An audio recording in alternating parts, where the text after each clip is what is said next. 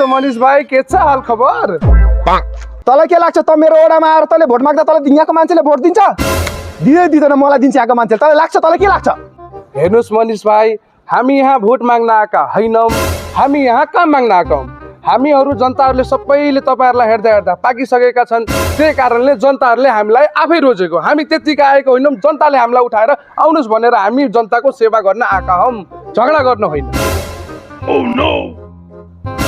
ओ uncle यसलाई भनिदिनु यसपालि कसलाई भोट हाल्नुहुन्छ भनिदिनु तपाईँ बाबु तिमीहरूलाई भोट दिँदैन यसपालि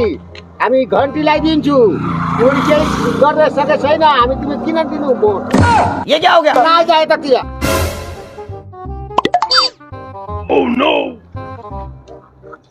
कस्तो नआउनु भनेको बुढा यार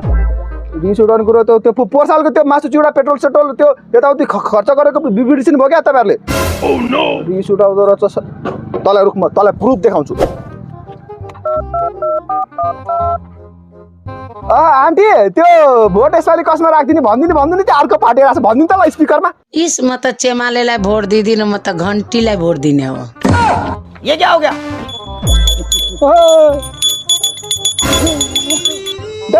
कस्तो आन्टी हो तपाईँ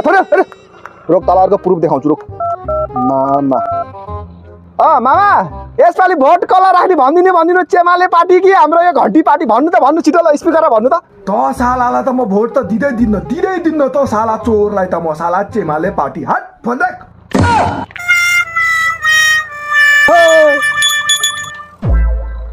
कस्तो मामा हो यार यो पनि साला आफ्नै मामा भएर पनि साला अन्त्य भोट हाल्ने कुरा गर्छ यार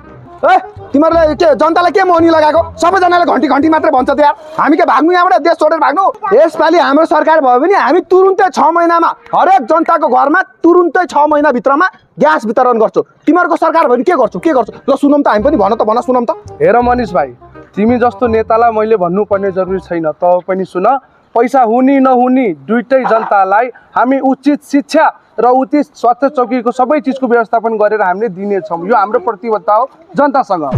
यति जाबो कुरा त हामीले पनि गर्न सक्छौँ नि हामीले नचाहेर पनि नगरेको त होइन हामीले नचाहेर नगरे यस्तो कुरोहरू फेरि हामीले चाहेको भए त सबै कुरा गरिदिन्थ्यो नि